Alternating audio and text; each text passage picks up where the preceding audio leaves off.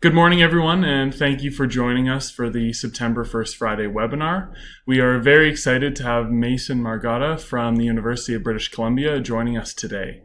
His session is titled Making the Most of with First-Year Residence Councils, How to Grow a Council of Second-Year Students and Build Strong Partnerships. Before I turn it over to Mason, I just want to give a few reminders and things to mention. Please feel free to type any questions you have into the chat box and we will moderate the Q&A at the end of the session. Before you log off, don't forget to fill out the First Friday webinar evaluation, which you can access at the link at the top of the chat. If you have any topics that you're passionate about and that you think would be great First Friday webinars, you can also include those within that Google form at the top of the chat. And finally, don't forget to keep yourselves muted throughout the duration of the webinar. And yeah, we'll get to questions at the very end. But with that, I will thank you all again for coming, and I'll turn it over to Mason. All right.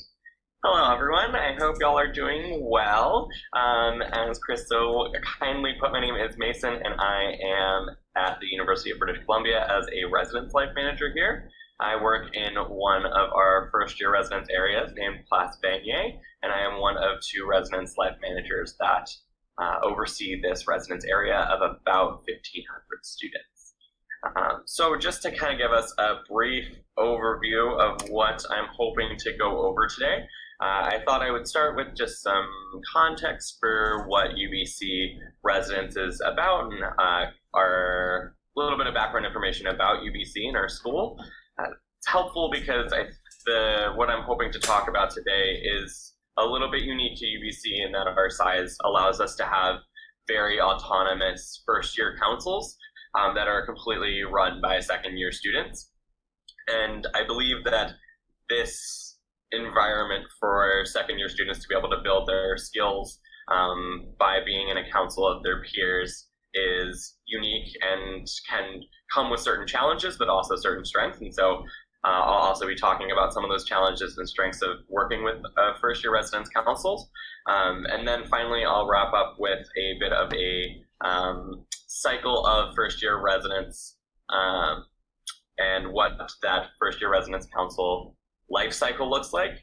I will say that none of this information will be earth-shattering or groundbreaking or anything like that. I think for all of us working in higher education, this is going to be like, oh yeah, it's mapped out to the academic calendar, because of course it is, because we work in universities. So I think that what I'm hoping for is that by providing this context, I can start talking about how to best foster growth with second-year students through residence hall associations and residence hall councils, and how to best work with those residence hall councils and make sure that strong relationships are being built between first-year residence area student staff, so our residence advisors here at UBC, and the residence hall councils. And then at the end, we can go over some questions and hopefully have a really good discussion. So that's what I'm hoping to cover today. To get into it, just to kind of give you a bit of information of UBC at a glance. Our campus here in Vancouver, and there are two UBC campuses, one in Vancouver and one in Kelowna, which is in the Okanagan Valley here in BC. We have approximately 54,000 students just on the Vancouver campus here. So we are quite large. Nearly 30% of our student body here in Vancouver is international students as well. So we are a very large, internationally focused school. And so a lot of our students come from far and wide. And I believe that that creates a high demand for housing, just in that a lot of our students are not coming from this area, coupled with the housing market in Vancouver is quite tight, and there isn't a lot of student housing nearby to the campus. And so because of that, UBC has been growing its residents here in Vancouver quite aggressively over the last decade. We've added 7,000 new beds, and we are continuing to add beds every year. We're going to be adding another residence in a year and a half to 2 years. We'll be breaking ground in about a week, so that's exciting. We just opened a new residence this past July that added another 550 beds, so that's really exciting. So right now, where we're sitting is nearly 13,000 beds on campus. Of those 13,000 beds, approximately 5,000 of them are dedicated specifically to first-year residents. That is because we have a first-year guarantee here at UBC, and so any student that is coming directly from high school is guaranteed a space in residence, and our first-year class this year was just over 7,000 people, and so even with those 5,000 beds dedicated to first-year students, we're still trying to push for more first-year beds to be built so that we can continue to offer that first-year guarantee and place students right away into a first-year specific residence area. So our first-year residents are split up into 3 different residence areas, and so we have the Totem Park residence, which is approximately 2,200 first-year students, and it's a mix of traditional and modified traditional residence halls. What we mean by modified traditional is what we call connected washroom singles. So it's a single bedroom connected to another single bedroom by one washroom. And so we have 2 buildings in Totem Park that have that connected single modified traditional style. And the rest are what you would normally see with first year residents, where the washroom is communal on the floor, and we have mixed gender housing by floor, depending on the building. And so the great part about Totem Park is that that mix of housing allows for a lot of different programming, and because there's 2,200 students just in that one area alone, it basically operates as its own autonomous region of the university, which is great for Totem Park. And then our next residence area is Place Vanier residence, which is about 1,500 first-year students, and that's the residence area that I work within. It has more buildings than Totem Park, sitting at 12 different buildings, and all of them are traditional style first-year residents. And for those, even though we have more buildings, they are much smaller buildings, and so we're able to build a really tight-knit community here in Place Vanier, which I think is fantastic. And then our last first-year residence area is Orchard Commons, which is approximately 1,300 students. It's all modified traditional, so they are 2 19 or 20-story towers that are all the modified traditional style of a single with a connected washroom. This does include a small building that has 4-bedroom apartments as well, and we use those specifically for students that request to not be a part of our meal plan. All 3 of these residence areas, Totem Park, Place Vanier, and Orchard Commons, come with a mandatory meal plan for students and have a dining room in each of the areas that serves each of the students. The meal plans are transferable to any of the residence areas, so any student from any of these areas can go to the other one to eat. And so there's lots of options for students on campus to go and eat. But for students that don't want to be in that meal plan, we do offer 4-bedroom style apartment residence so that they can have that option if that is something that they want. So in these residence areas, we each have area councils. So our Residence Hall Association is a overarching body of 8 area councils. And so those 8 area councils include the 3 first-year councils, as well as 5 upper-year residence area councils. The executive board, the voting board, is made up of the area presidents for each of those councils. So the president for the Place Vanier Residence Association is a voting member on the Residence Hall Association Executive Council.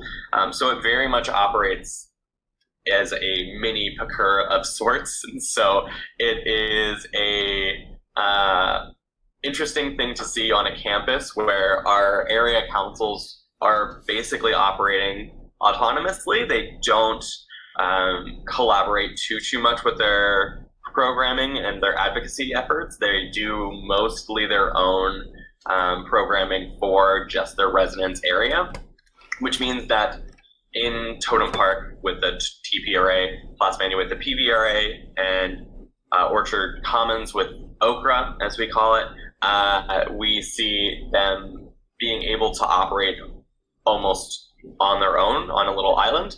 And so these first-year area councils, being made up entirely of second-year students, have a really unique opportunity for the growth of second-year students, and to have these first-year area councils be a place for second-year students to really get a lot of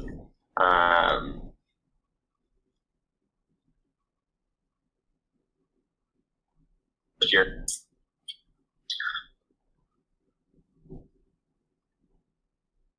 skills. First years are entirely second year students in a first year area.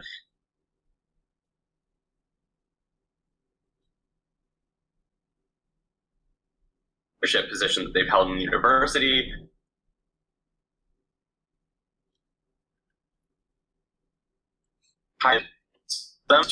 And it's going to be a council of, in Platts Vanier, 16 second year students all working together for the first time in leadership.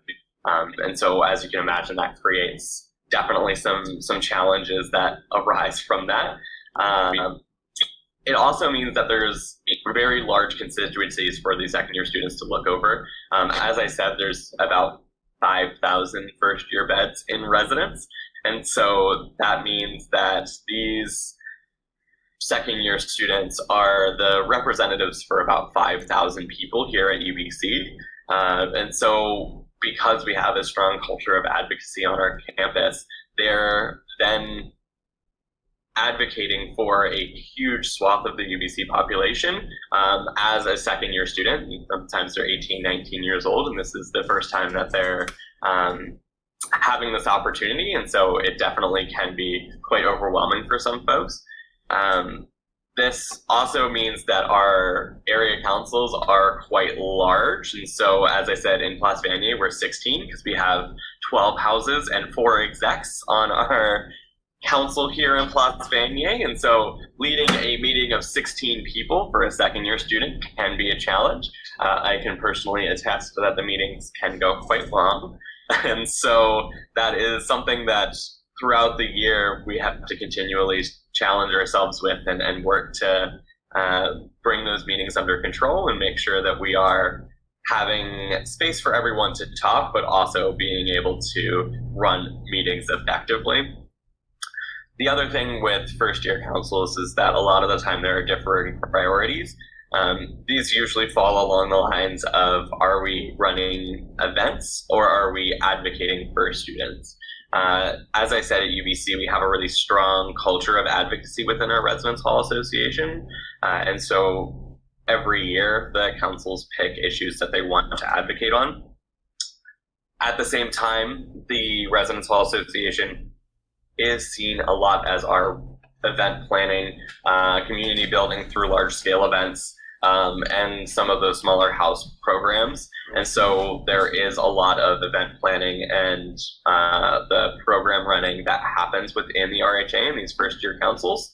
And so balancing those priorities of having council members that want to really focus on advocacy and having council members that really want to focus on the event planning and the community building is a challenge that these students are having to go through. And a lot of the time, this is the first time that they're really encountering something that's so at odds with their peers. And so working through that conflict and working through how that's going to look for the council throughout the year is definitely something that is challenging for second year students. The last piece is the engagement piece, and I think that this is something that anyone that works in student affairs will know, is that I know that I run events that nobody has come to, and it is, devastating. Like, I feel it deep in my soul.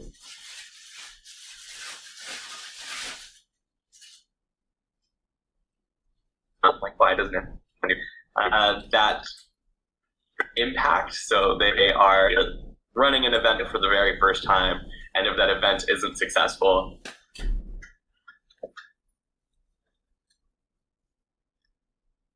our experience for them in the future and something that they can learn from and grow with. And so that's something that, as an advisor for a first year area council, is something that is continually going on, and work that we do throughout the year is to manage expectations, to make sure that they're feeling set up for success and they're feeling like their events are successful. And if they're not feeling the events are successful, how are we finding the learning in that? And so creating that moment is definitely something that happens quite often in first year residence. And so it's managing those expectations a lot of the time. So these are some of the challenges that first year area councils, especially at UBC, are facing. I think that they are unique challenges in that we have these area councils that have just second year students running them, and we have 3 separate area councils that are completely run by second year students, which is pretty exciting for the ability for them to be able to overcome these challenges and grow. And I also think that there are quite a few strengths that having a council of just second year students brings to the table. And so one of those things is the peer leadership, because the councils are entirely second year students. For the most part, the students lived in the residence area last year. And so I know this year with our Place Vanier Residence Association, we have one student that lived in Totem Park last year that saw the light and came over to Place Vanier, as we like to say. And so they ran for a House President role here in Place Vanier, but the rest of our students were in Place Vanier last year, and so this is their second year in a row living in this area. And because they are just second year students, they are the peers of all of the first year students coming into this area, and they can be seen as peer leaders. And I think that that really does create buy-in for students. And so for our events, I think that it does help create some momentum right from the beginning, because they're living on the floors and they're feeling connected to all of the residents. And so I think that that really does create a great opportunity for students to feel engaged with the Residence Hall Association, especially as we get into upper year areas where, because they've had such a great first year experience with the Residence Hall Association, they continue to engage with the Residence Hall Association in their 4th, 5th, and 6th years here at UBC. And so that is a really exciting thing for us to see. The other thing that's great about working with second years is just they have so much energy all of the time. It's just all of the go, and they're so excited to try new things and to reach outside their comfort zones and to really go big. And I think that that's a really fantastic place to be at, and I think that's a really great thing to harness if you can harness it. And so it's definitely something that can be overwhelming and can be detrimental at times, but there is a great opportunity with having second year university students that are very keen and very excited and very passionate about what they are doing, and harnessing that passion to create a really great community building experience here in first year residence.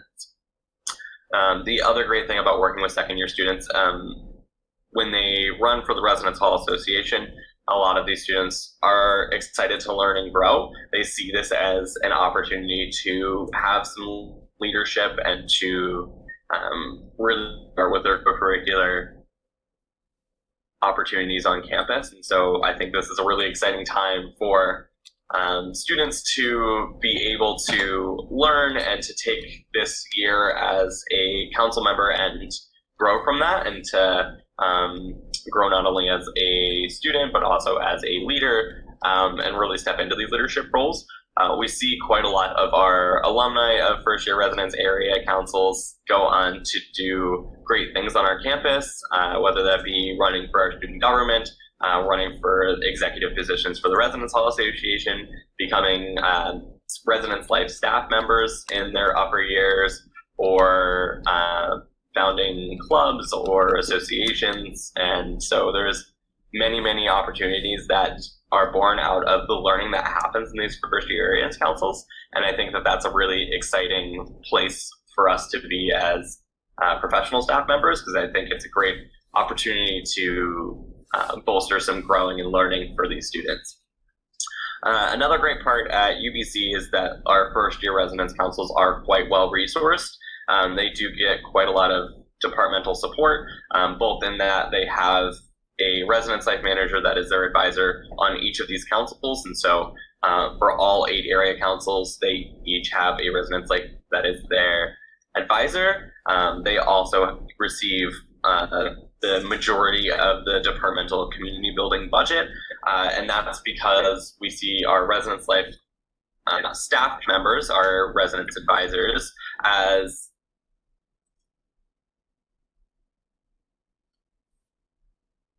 and that we are building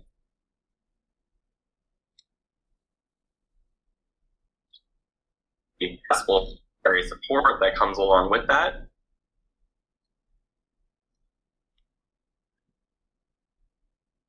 For the when our residence advisors want to run programs, they apply for funding through our residence association, and so I think that that's a really great way for that relationship to start being built. The other thing that I think is really great about UBC is that while they are operating as this semi-autonomous residence council, there are 2 other first-year residence councils that are also going through the exact same things. And so there's an ability to learn from your peers and see what's working well with councils and what's not working well. And we see that as a really great opportunity for students to learn from each other. There is a bit of collaboration that we see every year, which is fantastic. And we see them really growing in different ways. And so each of the area councils kind of has its own strengths and weaknesses. And so being able to look to each other for okay, the TPRA meetings are really well run. They're coming in at an hour like they're scheduled for. How is that happening, and why are PPRA meetings 3 hours long? Or the Okra is having really great engagement at their programming. What are they doing that's making that happen? And so having those other area councils to lean on, I think, is really, really exciting for them. And then finally, as I spoke about a little bit before, is that collaboration with residence life. We build strong relationships between our residence advisors and our residence hall association right from the beginning. We overlap some of our training so that we can share a meal and some sessions with the residence hall association and our residence life staff. And we think that by building the strong relationship, we are creating an atmosphere where everybody feels they're supported and everybody feels like they have their own place within the community to help build a strong community that is inclusive and that wants to make sure that everybody has a space. And so by taking some of the pressure off of that event planning and that advocacy piece for our residence advisors, they are able to better focus on the individual support as we start moving more towards a model of having one-on-one conversations with each of our residents, between our residents or our residence advisors, and how are we creating learning opportunities through a curriculum here, having the RHA support us in that by still providing that social space and that space for large-scale events is incredibly helpful. And so that collaboration piece is really, really great, and something for our first-year councils that we see especially strong. Year after year, the first-year area councils and our residence advisors always have the strongest relationship, and I think that that just comes from one, the layout of first-year residence with having a dining room that is centrally located and having everybody really share common spaces. I think that that's a huge piece of it, but it's also a lot of work being done to make sure that our programming is collaborative and that we're encouraging our residence advisors to go to council to request funding on a regular basis, and that we're really working to make sure that those bridges are built from the early days in our residence training. So those are some of the things that I think are challenging about working with a first-year area council, as well as some of the strengths of working with a first-year area council. And now I kind of want to go into what I call the 4 seasons of a first-year area council, of which you'll see very much maps onto the academic year. But there are 4 phases that I think that first-year area councils always go through. And so the first one is that beginning phase. It's the summer. They're not actually here. They're all spread out in different countries. We in the PBRA had 9 different time zones for our meetings this summer, so that was exciting to try to plan that.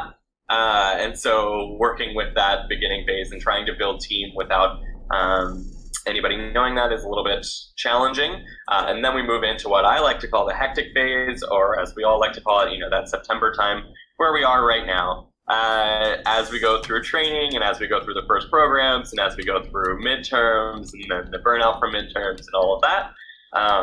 And then we move into the reflective phase where we've gotten through the first semester. We can do some reflection, we can do some growth, and then really planning for that second semester. And then finally the planning phase in the spring, which is always, I think, interesting in first year residence association councils, because there is always a lot of, well, next year they need to do this, this, and this, and then the next year's council comes in and they have completely different priorities.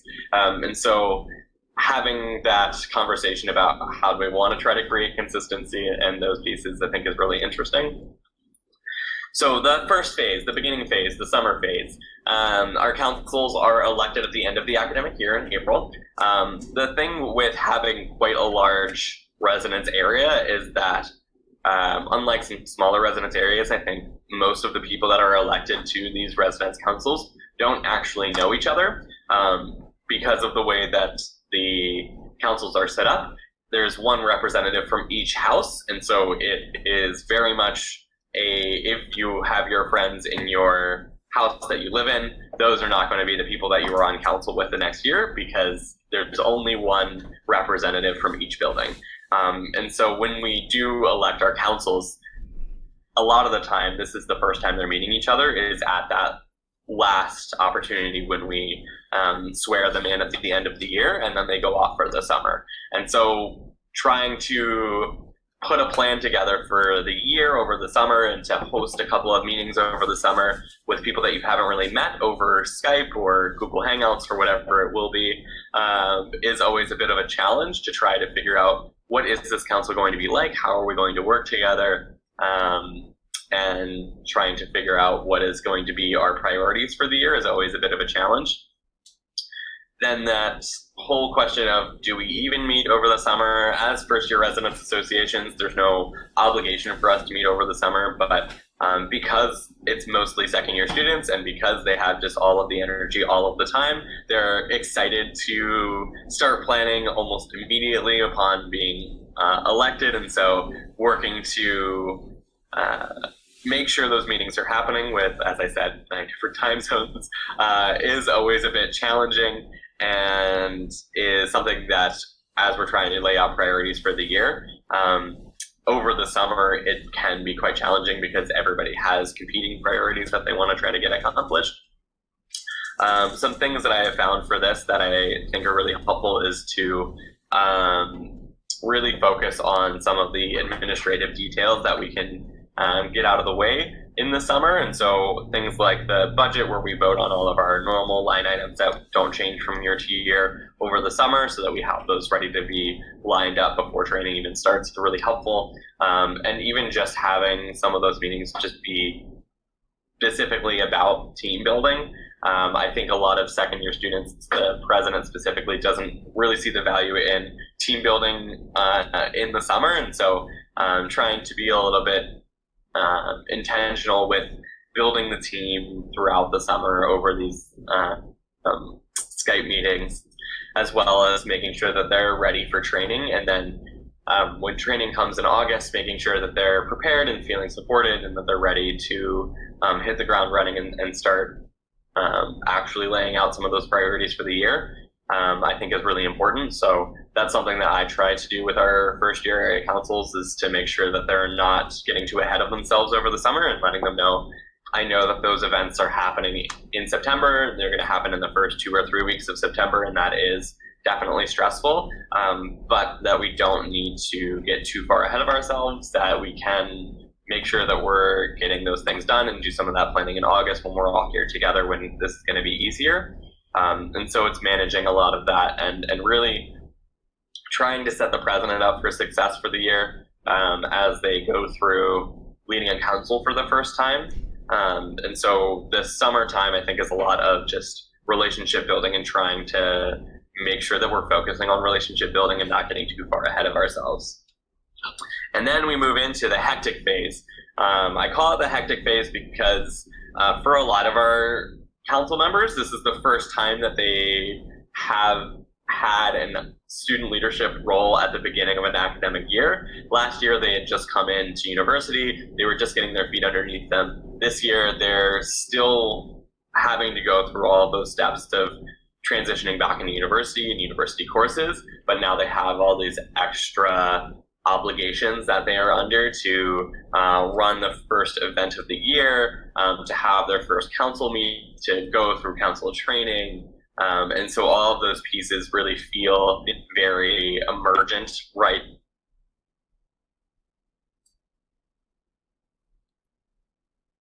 It's when there is doing and then focusing during our training in August. How the team is really important, formed, they're feeling like they're cohesive and working well together. And so really focus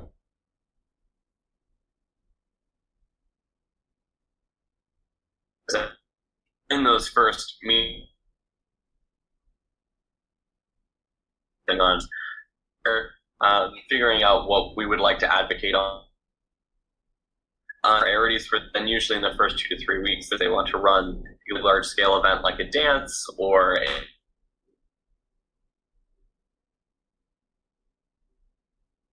and this is out of the way.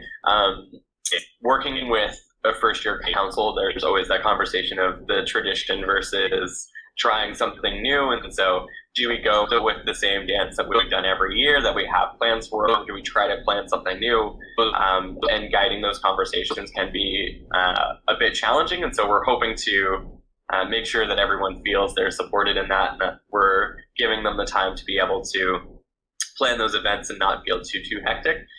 But as an advisor for these councils, I think that it's important for them to work through these pieces on their own. I think that the first time you're going to be running through the September period of time as somebody that is a student leader is going to be stressful. And so just making sure that people aren't taking too much on their plates and making sure that they're not getting too overworked in the September or early October timeframe.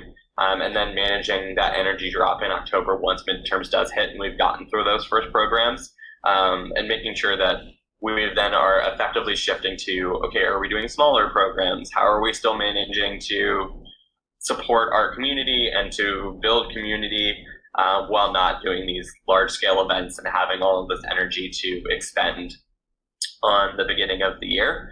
And so I think this transition period of the fall really is challenging for those first year area councils and the second year students, but that it's something unique in that they're going through this for the first time. And so making sure to take small moments of learning wherever you can, especially through those one-on-one conversations with the president and the council members, and making sure that they're feeling like they're getting the support and are finding those learning moments. A lot of the time it has to be one of those facilitated learning moments where you're really helping them come to some learning with that. And so as an advisor, that's something that I'm constantly thinking about during the fall is how am I setting up a environment where they're feeling like they're able to learn and they're able to grow right from the beginning. Because if it's set up at this time of the year, then it's going to be easier for the rest of the year. But if you're just trying to like hectically get through all of the things that are happening in September, by the time November rolls around, it's going to be a bit challenging to then say, okay, but what did we learn about these things? So that's something that in this phase I really think about. And then as we get through midterms and we're starting to get to the end of the first semester, we enter what I call the reflective phase, the winter. So we've made it through the first semester. The first team conflicts have arisen and then have been managed, hopefully. That's always something that's going to be challenging as an advisor, is managing those inter-council conflicts. I know that for this year at UBC, we've already had 2 calls for a recall, which is a bit rough on our students, but it does happen. And so some of our councils are already going through that conflict phase. And so really in this winter phase, when we're not rushing to make sure that we have all of our events going and that we're not trying to get everything set up for the year, this is when some of those things can be reflected back upon and to say, how do we manage that conflict? How are we doing as a team to do some more team building to make sure that everybody is feeling like they're ready for the second semester? I also always like to do a mid-year evaluation piece with my councils in December to make sure that they are taking some time to look back and to pull some pieces of learning out of what is going to happen for the first semester. And so one of our meetings is always dedicated to that mid-year evaluation. This is something that we do with our student staff, and so I think is important to do with our residence councils as well. At the same time, this is also when we're starting to plan our next large-scale event, the Welcome Back to Second Semester. This one is always smaller than that September program, but it is still something that is exciting for students and something that they want to put on. And so figuring out what our January program is going to be and making sure that we learn from running a September program, how we're going to run the January program, and what that's going to look like. At UBC, this is also really when we see the advocacy start to pick up steam. And so we're trying to figure out what it is that we actually are advocating for and start to make sure that we're making headway on those advocacy efforts. And so for an advisor, that looks like a lot of support and making sure that you're providing realistic timelines for the councils and making sure that they are feeling that they are making progress in their advocacy efforts, which sometimes can be challenging depending on what priorities they've picked.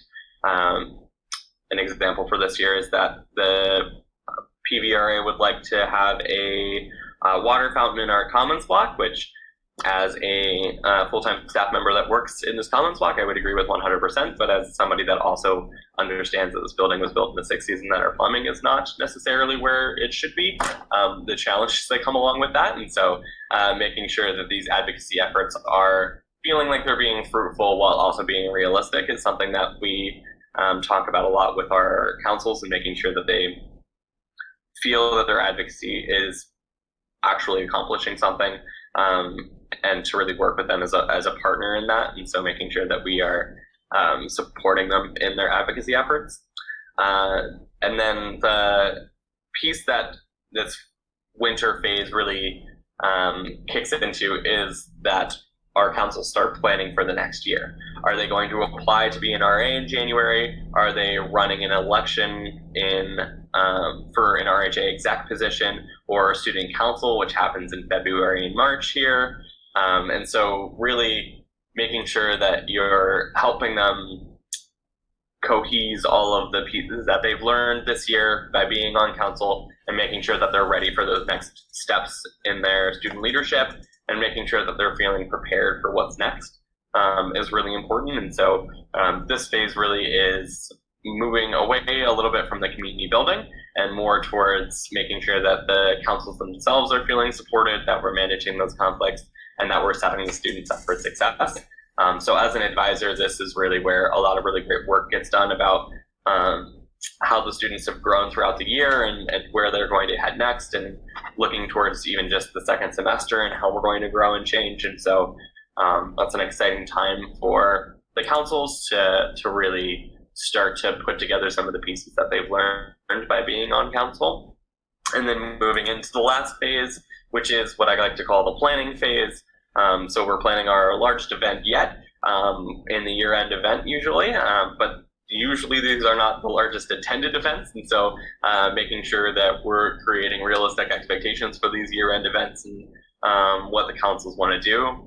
We also want to try to wrap up these advocacy initiatives. This is something that with residence hall councils, I think it's just a challenge, generally speaking, in continuing on advocacy efforts from year to year. Most things aren't wrapped up within 8 months, and so how are we setting future students up for success to carry on this advocacy initiative if they would like to? And so also making sure that the council members that have been working on this for a year feel like they have some closure in that, and that they have wrapped up their efforts in a satisfactory way. And so a lot of that is just working with them to make sure that they're feeling like they've left enough information for future councils to pick up, whatever efforts they've put in, and being able to carry those on, as well as making sure that they've done the necessary reflection to really feel like they have something that they have learned and gone away with for the year, which I think is really important. Then we're also trying to finalize their plans for next year. Did they receive a job offer for residence advisor, or did they win their election for residence council, or are they going to start a club on campus? And so what are those pieces looking like for them for the next year, and making sure they're feeling excited and ready for whatever is next.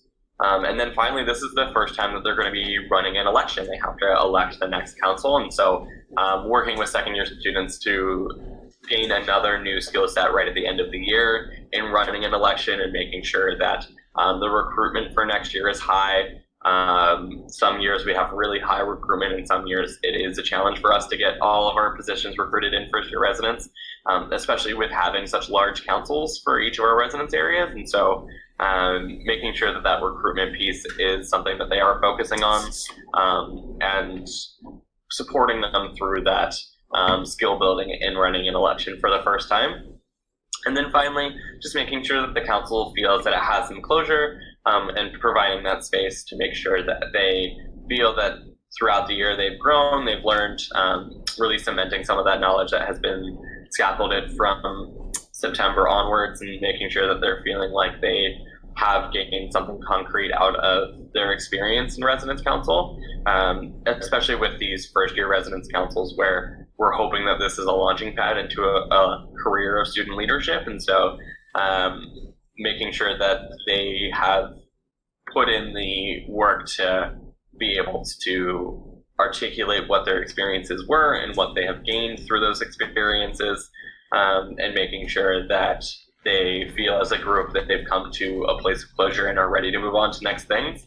And working through all those pieces as an advisor, I think is really important in providing that space for them. And so that's kind of the end phase of the spring. Yeah, and so those are the 4 phases of working with a first year residence council. Some of the main takeaways that I want to leave you all with is that second year students have so much energy, but you really need to make sure that you're managing that burnout, especially in first semester. It's important because the energy is such a great resource, but it can be something that if they're overextending themselves as student leaders, that they're for the first time experiencing some of that student leader burnout, which can be quite difficult to overcome. And so that's something to really make sure that September isn't a period of time where they're putting all of their energy into, and that we're shifting into having a healthy balance of smaller programs throughout the year once September is done, and not completely dropping off the map until January again. The other piece that I would say is that the collaboration is key. Spoken to a couple different times about how our residence advisors work closely with our residence hall councils, and so also making sure that they're there to support the residence councils, and that as staff members we're there to support the residence hall councils as an advisor. Something that I always remind myself with working with second year students is that this is their first time for everything. This is their first time being on a residence hall council. This is their first time being in a student leadership role in university. This is their first time running an event sometimes. This is their first time running an election for student council. It's the first time that they may have managed to have team conflict, and how do they manage that conflict and facilitate that conflict as student leaders. And so making sure that you're providing spaces to learn in everything that you're doing, and setting that arena up for learning right from the beginning of the year is so important. And then the last piece that I would say is just a piece of learning that I've taken away from the years is that a lot of the times, especially with first year councils, they'll set a priority at the beginning of the year and then completely forget about it, and then shift priorities 3 more times. And so I believe that part of the advisor's role is to make sure that you're holding them accountable to those priorities that they've set. And if they've set sustainability as a priority, that you're continuing to ask them, so how are you making this event sustainable? How are you weaving sustainability into everything that you're doing? And so those are some of the things that I think that I've learned from working with first year residence hall councils, but I'm curious to see if anybody has any questions or if anybody has any things they want to add or comment on. I would be happy to do that now.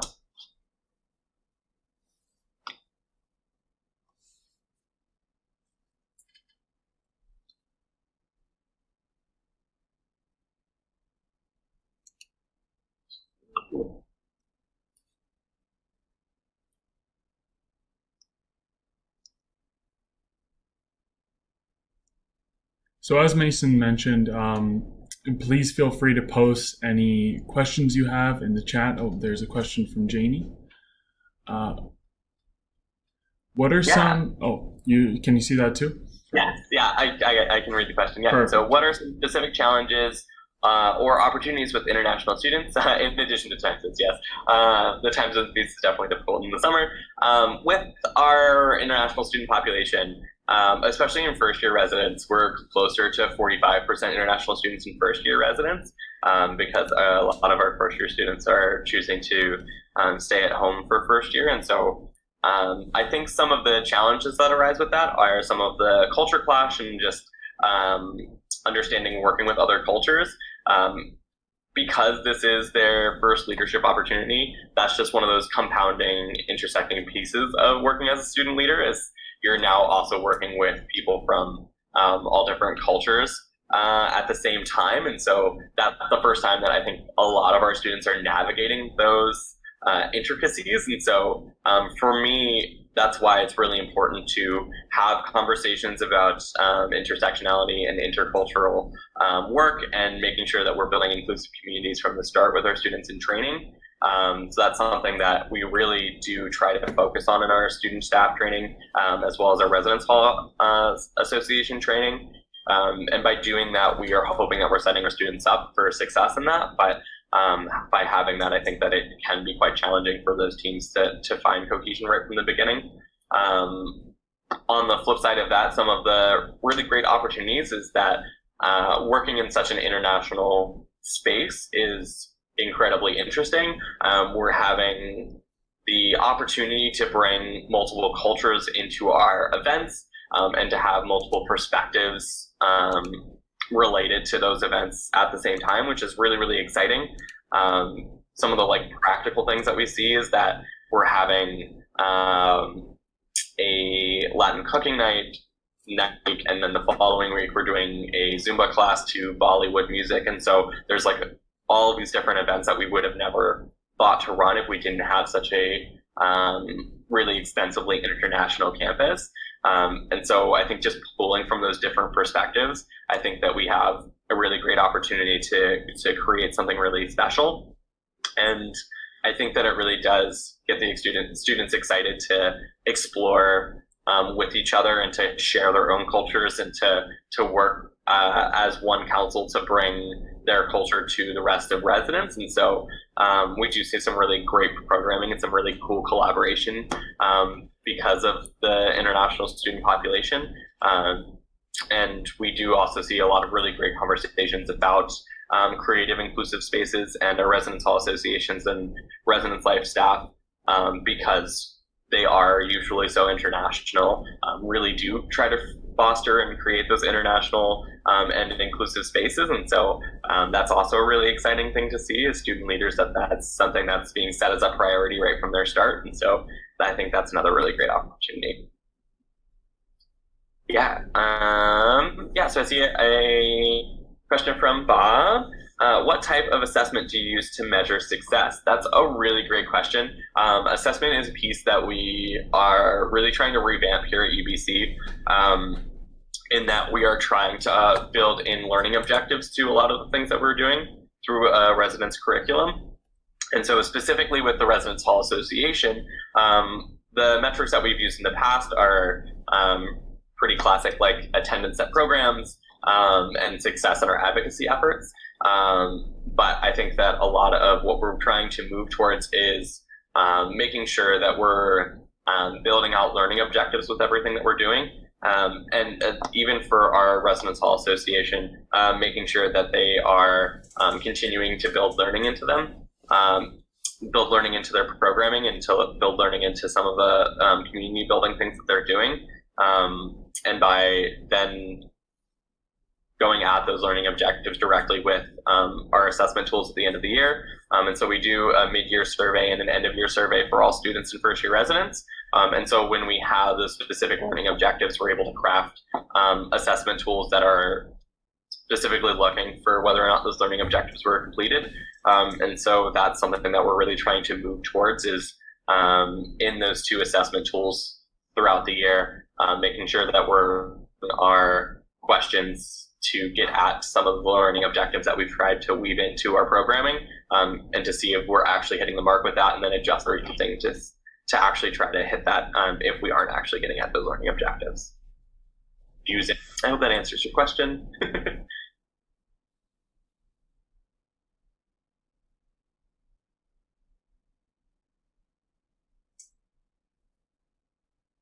Yeah, definitely. Yeah, I think it's been super helpful. And just trying to make sure that our assessment tools are actually being built in an effective way to get at those learning objectives, and like how are we making sure that those things are actually being measured, because it can be quite difficult to measure sometimes. And so I think that when it comes down to it, it's the learning objective and making sure that we're finding something that can be measured as a learning objective is really important. So it's something that we've been working on for sure.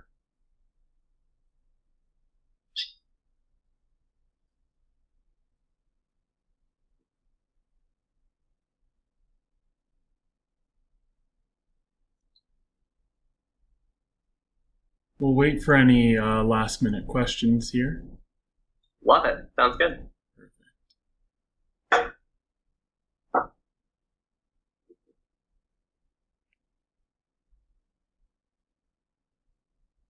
Yeah, definitely.